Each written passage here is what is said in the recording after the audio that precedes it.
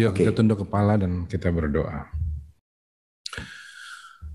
Bapa di dalam surga, terima kasih untuk kesempatan malam ini. Tuhan, kumpulin kami di sini. Kami mau menikmati berkat-Mu melalui firman Tuhan yang akan disampaikan. Berikan hamba-Mu ini hikmat, jaga kata-katanya Tuhan, sehingga hanya pesan Tuhan, kerinduan hati Tuhan yang betul-betul disampaikan kepada kami. Amin. Malam Bapak Ibu semuanya. Malam ini kita mau bicara tentang suatu istilah Yahudi yang disebut dengan, ini unik nih, istilah ini unik. Mungkin saya juga baru dengar, Kitset Bintiot. Waduh, Kitset Bintiot. Kitset Bintiot itu adalah suatu dosa yang nyebelin banget. Dosa yang paling parah. Dosa yang ngerusak hubungan manusia dengan Allah. Kita baca dulu Keluaran 20 ayat ke-17. Keluaran 20 ayatnya yang ke-17. Jangan mengingini rumah sesamamu. Jangan mengingini istrinya, atau hambanya laki-laki, atau hambanya perempuan, atau lembunya, atau keledainya, atau apapun yang dipunyai sesamamu. Kitset bintiot adalah dosa mengingini. Gitu. Kitset bintiot adalah dosa mengingini. Nah, Keluaran 20 ayat 17 ini kita tahu adalah bagian paling akhir, ingat ya, paling akhir dari 10 perintah Allah.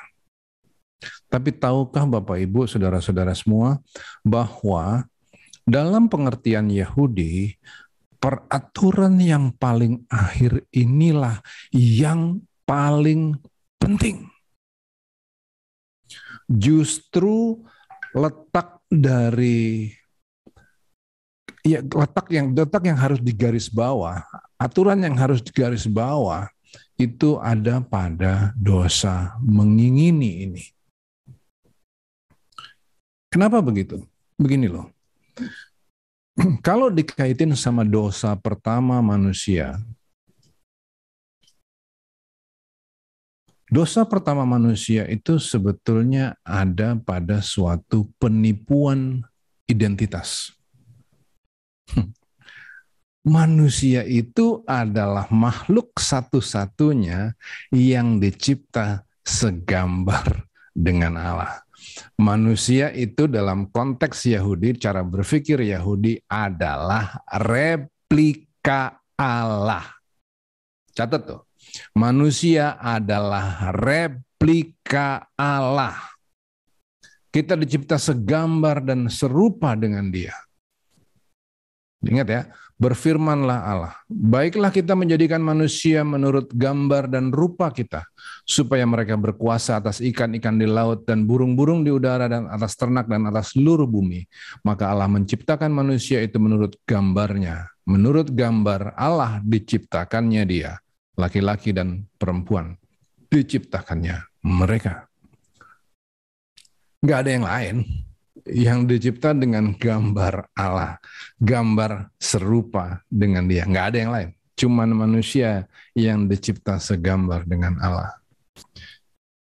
Tapi karena keinginan,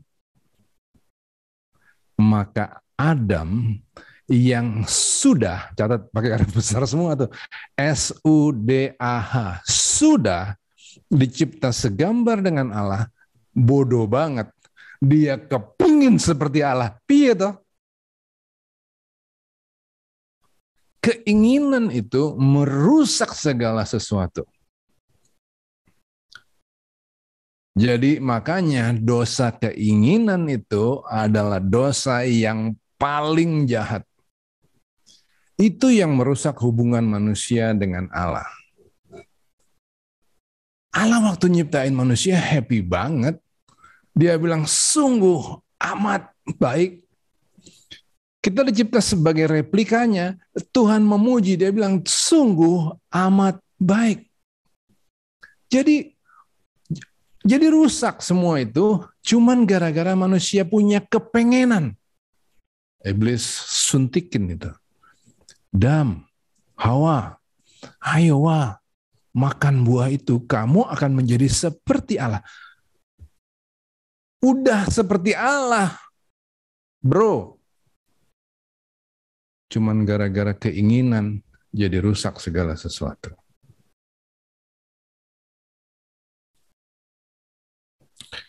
Ada cerita kuno. Ya, nanti saya dalamin terus nih, Kidset bin Tiot. Saya dalamin terus. Tapi untuk sementara waktu kita ngerti bahwa Kidset bin Tiot itu bicara tentang keinginan. Itu yang merusak. Nah, orang Yahudi itu punya banyak cerita. Hari ini kita mau belajar tentang salah satu cerita Yahudi kuno tentang keinginan.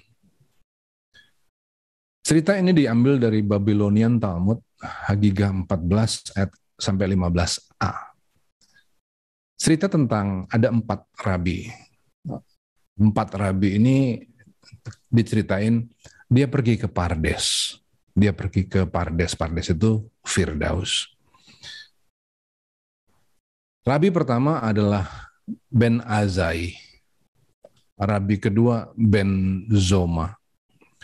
Rabi yang ketiga namanya adalah Aher, dan rabi yang keempat adalah Rabi Akiva. Mereka pergi ke surga, dan cerita ini berbicara tentang keinginan. Ben Azai dan Ben Zoma itu adalah murid-murid dari Yeshiva. Mereka hidup kurang lebih abad kedua Masehi. Aher adalah Elisa bin Abuya, seorang rabi yang juga hidup abad kedua. Rabi Akiva juga adalah rabi yang terkenal yang hidup pada abad yang kedua. Rupanya Ben Azai ini adalah orang yang baik, yang nggak terlalu neko-neko, orang yang benar di depan Tuhan. Maka ketika dia pergi ke Pardes, apa yang terjadi sama Ben Azai? Orang yang lurus, nggak neko-neko, nggak punya banyak mau, rileks banget, dalami firman Tuhan, menyenangkan buat sesamanya. Waktu di Pardes, rupanya dia berpulang, dia nggak kembali lagi ke bumi. Untuk orang yang seperti ini, ada firman Tuhan yang mengatakan, berharga di mata Tuhan kematian orang yang dikasihinya. Orang yang nggak neko-neko, orang yang nggak punya banyak mau, orang yang menyenangkan selama hidupnya, orang yang bisa jadi contoh, orang yang pintar dan cerdas. Ini Ben Azai. Sehingga waktu dia meninggal, waktu dia nggak pulang lagi ke bumi, berharga di mata Tuhan, orang yang dikasihinya. Bagaimana dengan kita hari ini? Kalau hari ini kita dipanggil pulang, who knows? Setiap kita bisa dipanggil pulang anytime. Apakah kita sudah seperti Ben Azai yang nggak neko-neko? Apakah kemudian memang firman Tuhan ini bisa digenapi di dalam hidup kita? Berharga di mata Tuhan kematian orang yang dikasihinya.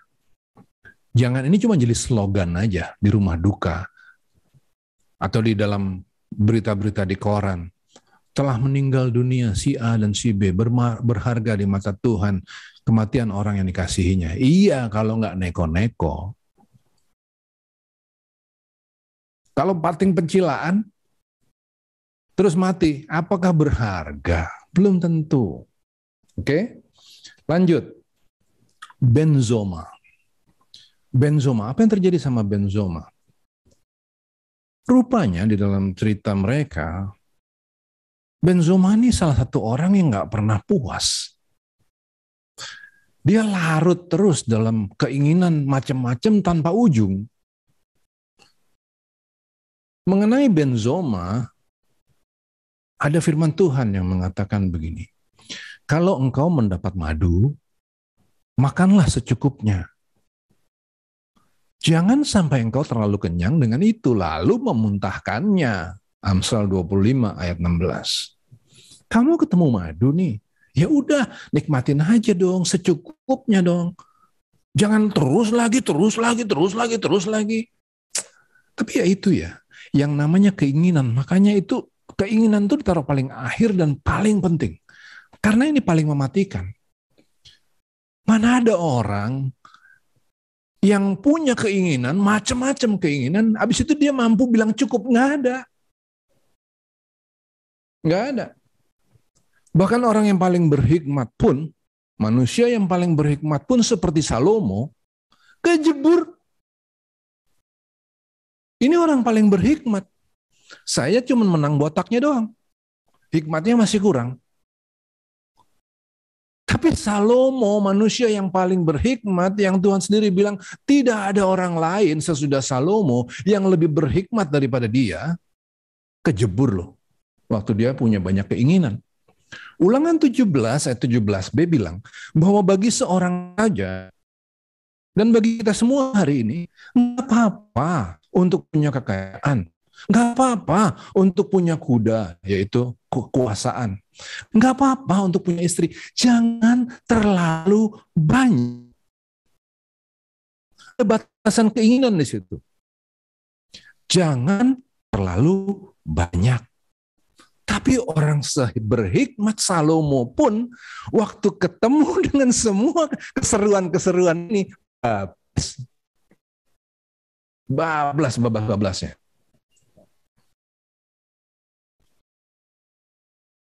Ya, itu penyakit keinginan. Dia dorong kita ke dalam suatu ketamakan. Dan dalam ketamakan nggak ada sukacita.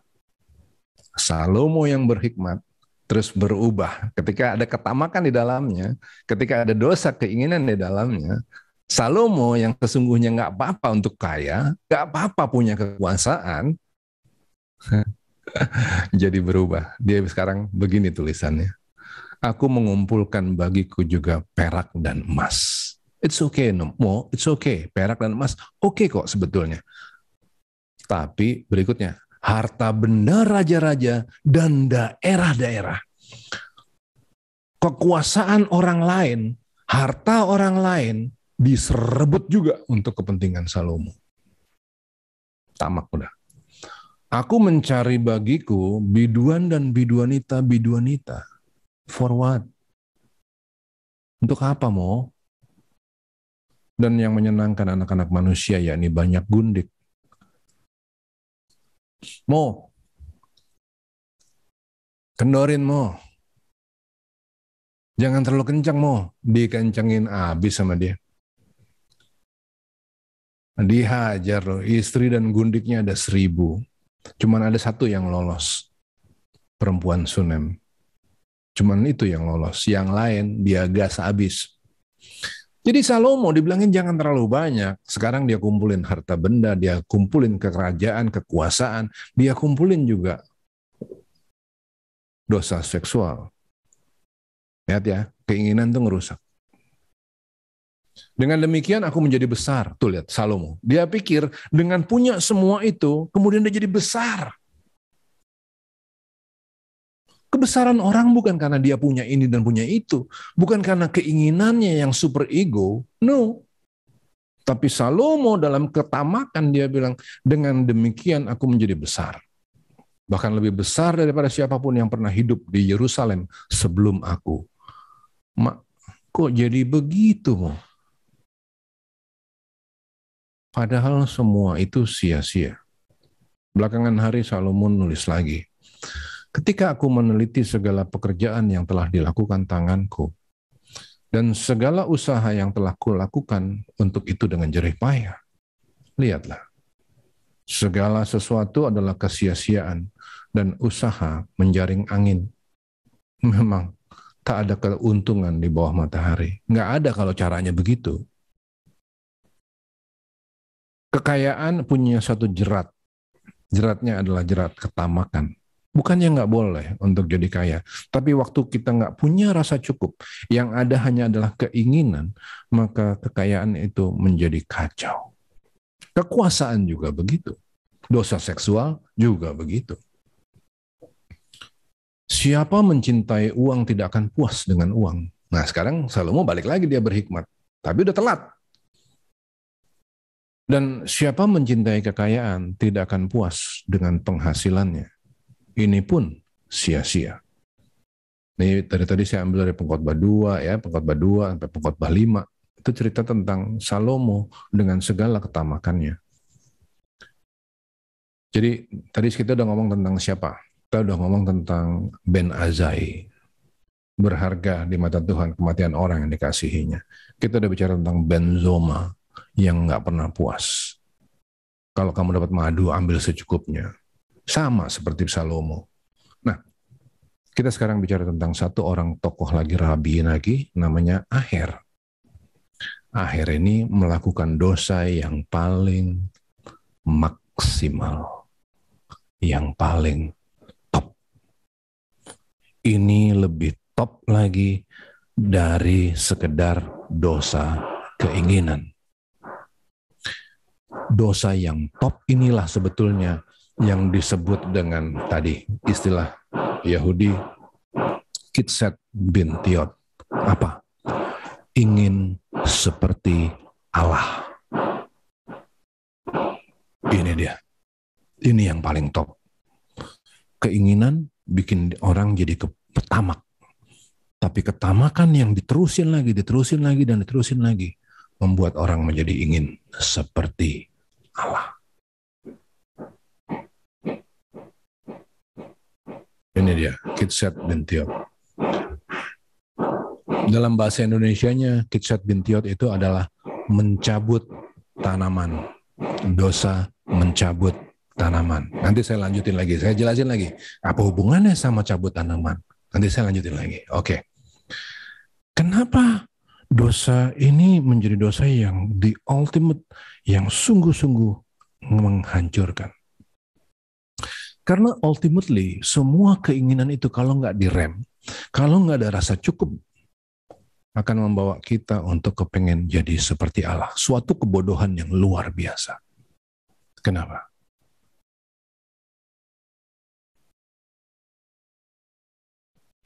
Ya, coba aja kita sekarang renungin. Bukannya sebetulnya semua keinginan-keinginan manusia itu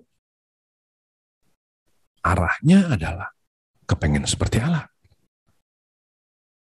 Satu contoh, uang. Uang itu kan cuma medianya. Aku kepengen kaya, aku kepengen uang. Tapi sebetulnya yang bikin uang jadi seksi banget, jadi dikepengenin banget, adalah karena kekuasaan yang datang lewat uang, bukan? Lewat uang, kekayaan yang berlimpah-limpah, manusia yang kaya, kan jadi orang-orang yang disukain, orang-orang yang dicari. Oh, mesti kenal sama dia, disenengin.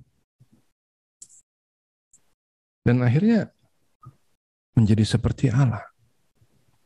Saya nggak kurang-kurang loh ketemu orang-orang yang top banget di dalam kekayaan. Luar biasa. Hamba sahayanya banyak yang ampun-ampunan.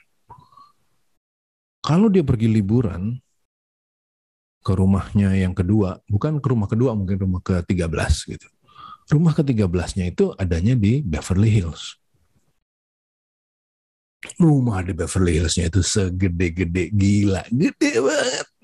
Sebelah-sebelahnya tuh artis-artis ngetop banget. Ini orang Indonesia. Berangkat ke sana pakai pesawat pribadi.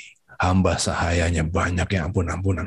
Semuanya ngikut apapun yang dia mau. Dia seperti Allah. Dia ngomong salah pun orang ketawa. Betul. Dia ngomong ngaco pun orang betul-betulin terus. Coba berurusan sama orang-orang seperti ini. Mula-mula aman, tapi coba nagih sama dia. Waduh, habis kita dikerjain sama dia. Habis. Kita dibikin tergantung kepada dia. Bisnis kita cuma bisnis sama dia. Tapi habis itu habis kita dikerjain. Tapi kita nggak bisa apa-apa kalau udah begitu. Dia jadi seperti Tuhan. Untuk banyak orang. Orang-orang yang kaya begini, benar-benar jadi semena-mena banget. Nggak ada yang bisa nyalain dia. Jadi seperti Allah. Bentuk lain, pengen berkuasa. Kenapa sih kekuasaan itu seksi? Kenapa menarik? Karena bisa seperti Allah. Bentar lagi kita ada pilpres. Berbondong-bondong orang pengen seperti itu. Ada ibu kota Nusantara. Ilah. Pada berebut, seberebut-berebutnya siapa yang pengen jadi kuasa, yang pegang kuasa di situ. Kenapa? Karena bisa jadi seperti Allah.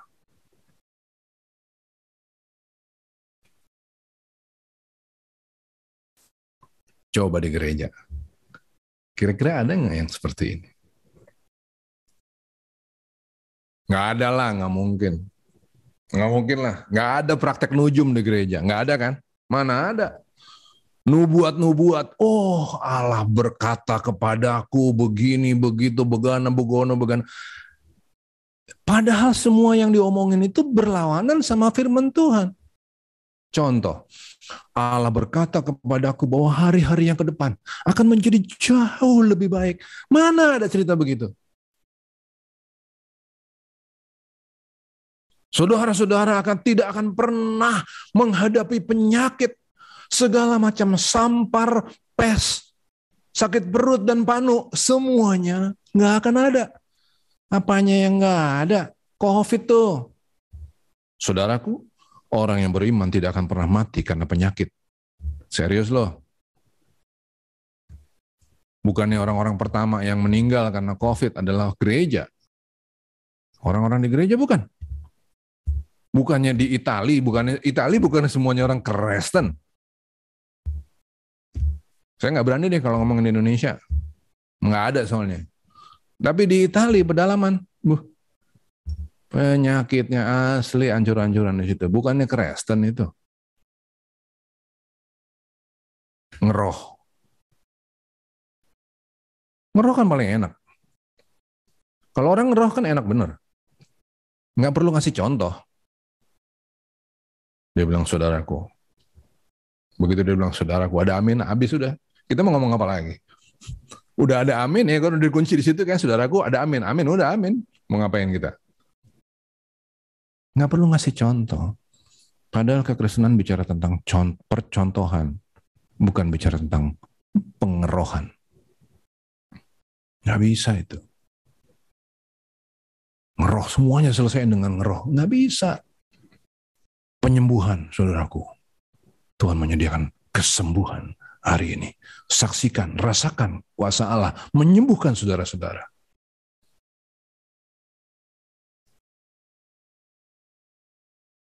Ya, Tuhan bisa pakai hamba Tuhan itu untuk menyembuhkan banyak orang.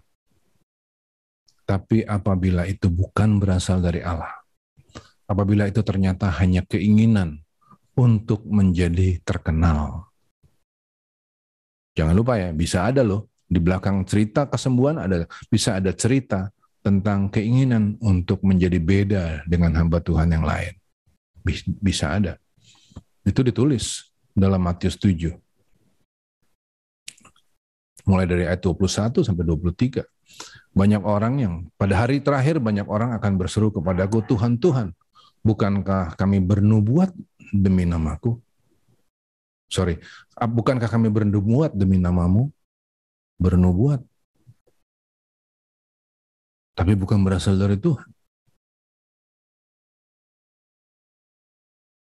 Nggak ada Tuhan janji bahwa hari-hari ke depan akan jauh lebih bagus dari hari ini. No. Dunia ini sedang menuju kepada kehancurannya. Kok dibalik? Itu nubuat yang kacau. Nggak ada orang beriman mati karena penyakit. Siapa bilang? Dan mengusir setan demi namamu. Mengusir setan loh. Dan mengadakan banyak mujizat demi namamu juga. Wow. Ini komunitas orang percaya pasti. bernubuat, mengusir setan, mengadakan banyak mujizat. Gereja besar ini pasti. Tapi pada waktu itulah aku akan berterus terang kepada mereka dan berkata, aku tidak pernah mengenal kamu. Enyahlah daripadaku, kamu sekalian pembuat kejahatan. Why? Karena di balik nubuat itu, di balik pengusiran setan, di balik pengadaan banyak mujizat itu, jangan-jangan semuanya terjadi karena dosa keinginan. Ingin tampak beda, ingin keren, ingin ngumpulin banyak jemaat. Sampai jemaat orang diambilin, dikirimin bus. Kok dikirimin bus sih? Kenapa nggak bikin pelayanan sih ke tempat lain? Ya nggak usah pakai neko-neko gitu loh. Dengan contoh yang bagus, hidup yang tulus, yang berkenan di depan Tuhan. Yang nggak isi doanya pengen ini, pengen itu, Tuhan tolong bikin ini, Tuhan tolong bikin itu. Nyapain. Hati-hati terhadap dosa Kitset bin Tiot ini. Kenapa ya Kitset bin Tiot? Kenapa Kitset bin Tiot tadi bahasa Indonesianya apa? Mencabut tanaman. Karena begini cara berpikirnya. Dulu Adam berdosa karena memiliki keinginan.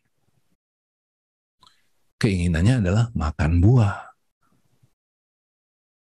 Lah, kan dosanya Adam cuman makan buah. Dan cuman satu kali, bukan? Tapi orang modern hari ini, dia kepengen duit, dia kepengen terkenal, dia kepengen berkuasa, dia praktek nujum, dia bikin nubuat-nubuat kacau balau, ngeroh, penyembuhan palsu, kemasyuran diri. Itu kan bukan cuma makan buah ya. Itu kan trondolin daun, nyabut batang, bahkan kalau perlu nyabut akarnya sekalian. Nyabut tanaman. Dosa mencabut tanaman. Dosa Kitset bin Tiot. Jadi suatu kali ada rabi yang meninggal dan kemudian pergi ke Pardes. Di sana dia ketemu sama Adam. Dia bilang begini, si rabi ke Adam, dia bilang gini, Dam, gara-gara kamu Dam, kita semua berdosa. Gara-gara kamu. Adam bilang gini, bro, aku cuma satu kali makan buah. Kalian sampai tahun 2022, bukan cuma buah yang kamu makan. Itu akarnya kalian cabut. Sampai tahun 2022, lu pada kepengen seperti Allah. Aduh, jadi message-nya apa kalau kayak gini? Message-nya adalah, memang ibadah itu kalau disertai rasa cukup, memberi keuntungan besar. 1 Timotius 6 ayatnya yang ke-6. Sedangkan kata ibadah di situ harus dipahami dengan benar. Ibadah itu bukan waktu kita lagi kumpul di sini lewat Zoom. Bukan waktu kita di gereja nyanyiin lagu pujian, atau waktu kita lagi di ruang doa sendirian, matiin lampu, tutup mata, dan berdoa. Bukan. Ibadah adalah seluruh hidup kita. Setiap pikiran, perkataan, dan perbuatan yang kita bikin dengan sengaja untuk nyenengin hati Tuhan. Tadi doa dari Friends di awal, supaya pada akhirnya kita menyenangkan Tuhan. Bagaimana kita bisa nyenengin Tuhan kalau kita nggak punya rasa cukup? Bagaimana kita bisa menjadi berita sukacita bagi seluruh dunia yang gelap ini kalau kita sama cara pikirnya sama orang-orang? pengen ini, pengen itu, pengen ini, pengen ini, terus aja. Gak bisa. Ibadah adalah seluruh hidup yang dengan serius, dengan sungguh-sungguh kita upayain untuk nyenengin Tuhan. Gimana caranya? Ya dimulai dulu. Jangan banyak maunya. Boleh nggak punya mau? Bukan soal boleh atau nggak boleh. Tapi bedain antara keinginan dan kebutuhan. Keinginan itu adalah segala sesuatu yang sifatnya cuma dari hati. Pengen ini, pengen ini. Kebutuhan adalah sesuatu yang kita renungin betul. Ada kesederhanaan di situ. Ada rasa cukup. Itu kebutuhan.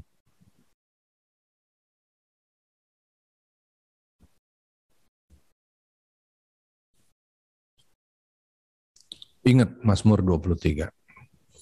Tuhan adalah gembalaku, takkan kekurangan aku. Ia membaringkan aku di padang yang berumput hijau. Kalau kita ada di tangan Tuhan, kalau dia baringin kita di rumput yang hijau, apa sih yang kita nggak punya? Iya, kita belum punya mobil yang pintunya buka ke atas. Tapi jangan-jangan pintu yang ke atas itu adalah our wants, not our needs. Iya, kita belum pakai baju bulu-bulu. Ini kan saya paling senang nih musim-musim begini nih, musim-musim dingin begini ya kan, pakai baju bulu-bulu. Kebayang nggak sih baju bulu-bulu kita di Monte Carlo? Enggak, kita belum di Monte Carlo pakai baju bulu-bulu, belum. Kita ada di sini. Tapi puji Tuhan kita ada di sini. Akhirnya karena kita ada di sini hari ini, kita belajar tentang dosa keinginan ini. Andai kan hari ini duit kita banyak banget. Kita punya pesawat pribadi yang kita nggak perlu ngantri di counter, enggak. Kita bisa telepon pilot kita bilang, berangkat. Ini hari gue mau ke Monte Carlo. Kalau hari ini kita punya itu semua, mungkin kita nggak belajar tentang ini. Kita lagi di sana, gaya-gayaan. No, tapi puji Tuhan, bukan itu our needs. That's our wants. Yang kita butuh adalah rasa tenang, rasa cukup. Nah sekarang coba pikirin lagi. Ujung dari seluruh keinginan kita sebetulnya keinginan untuk menjadi seperti Allah. Sebetulnya aja. Kita nggak pernah kepikiran, tapi sebenarnya ujungnya tuh di situ. Kita pengen ngatur, tahu nggak sih? Kita kan pengen ngatur, gue nggak mau sakit.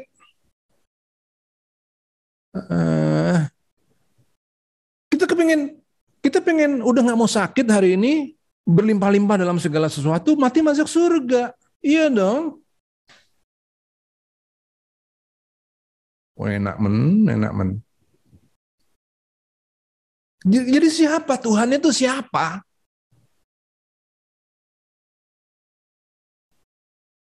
Nah, malam ini yang saya mau tanemin, jadi dengan pengertian ini, saya mau tanemin ini. Ngapain kita kepengen menjadi seperti Allah begitu? Bukan kita Allahnya. Tapi di sisi lain, iya, kita ini miniatur Allah. Nah, kalau kita miniatur Allah, bersikaplah sebagai miniatur Allah. Bersikap yang benar dong. Pikiran kita lurus, tenang, puas. Omongan kita mendamaikan. Kita nggak larut dalam kegilaan ini. Motor lu batuk-batuk mulu, Ben. Ya biarin lah, motor gue batuk-batuk. Nggak apa-apa, it's okay.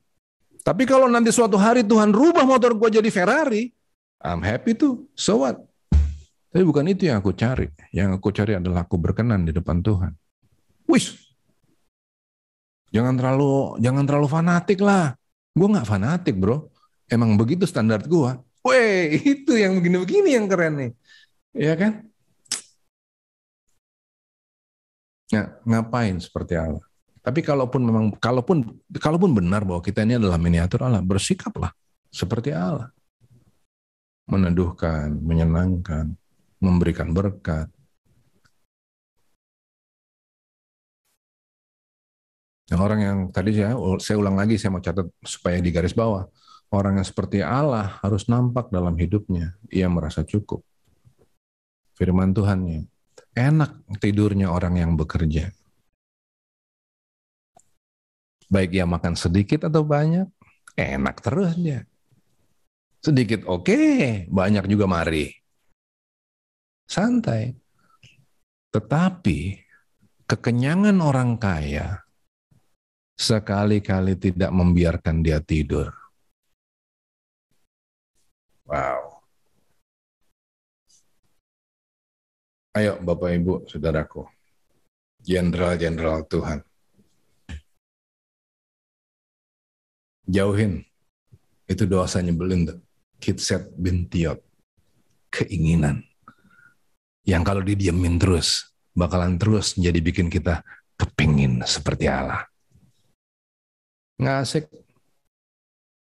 Jangan kayak begitu. Kita harus beda dari orang-orang itu. Kita menjadi anak-anak Tuhan yang membanggakan. Amin. Ada pertanyaan?